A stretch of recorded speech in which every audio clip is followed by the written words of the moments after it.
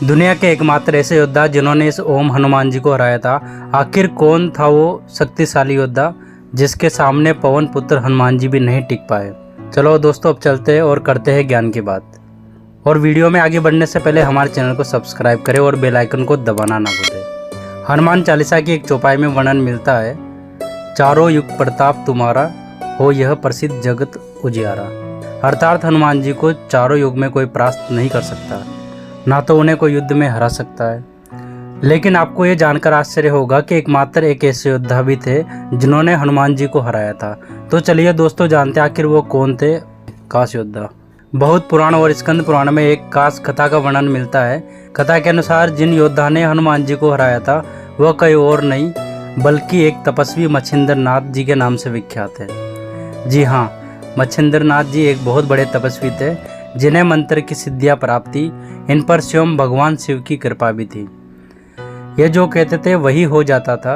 एक बार मच्छिंद्र नाथ जी रामेश्वर आए और भगवान राम द्वारा निर्मित राम सेतु को बहुत ही भाव विभोर हो गए और भगवान की भक्ति मन में धारण करके समुद्र में स्नान करने लगे।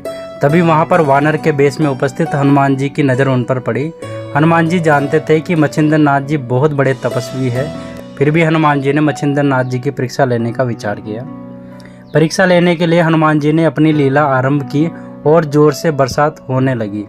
ऐसे में वानर रूप में खड़े हनुमान जी बरसात से बचने के लिए पहाड़ पर एक गुफा बनाने का एक झूठा नाटक करने लगे। वह ऐसा इसलिए कर रहे थे ताकि मच्छिंद्र नाथ जी का ध्यान टूटे और उनकी नज़र हनुमान जी पर पड़े, और ऐसा ही हुआ। कुछ ही देर बाद मच्छिंद्र नाथ जी की नज़र उस वानर रूपी हनुमान जी पर पड़ी।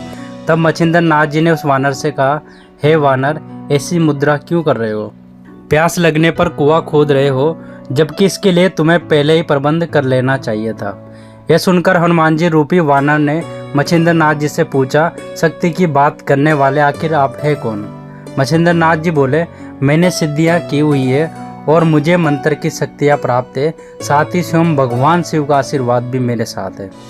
इसलिए वानर रूप धरे हनुमान जी ने कहा, इस संसार में केवल दो ही श्रेष्ठ है, एक तो प्रभु श्री राम और दूसरे उनके भक्त हनुमान। इसके अलावा कोई तीसरा नहीं है। कुछ दिन मैंने प्रभु श्री राम की सेवा की है, जिससे प्रसन्न होकर प्रभु ने मुझे अपनी शक्ति का कुछ हिस्सा दे दिया था। यदि आपके पास इतनी शक्तियाँ हैं, आपके पास पहुँचे हुए सिद्धि योग भी है, आप मुझे युद्ध में हरा कर दिखाए तो मैं मानूं।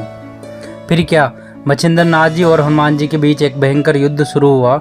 वहाँ वानर रूप धरे हनुमान जी पहाड़ के छोटे छोटे टुकड़े उठाकर मच्छिंद्र नाथ जी की तरफ फेंकते तो मच्छिंद्र नाथ अपने मंत्रों की शक्ति द्वारा उन्हें हवा में रोक देते और फिर उन पहाड़ों को वापस हनुमान जी की तरफ फेंक देते। दोनों के बीच कुछ समय तक युद्ध चलता रहा।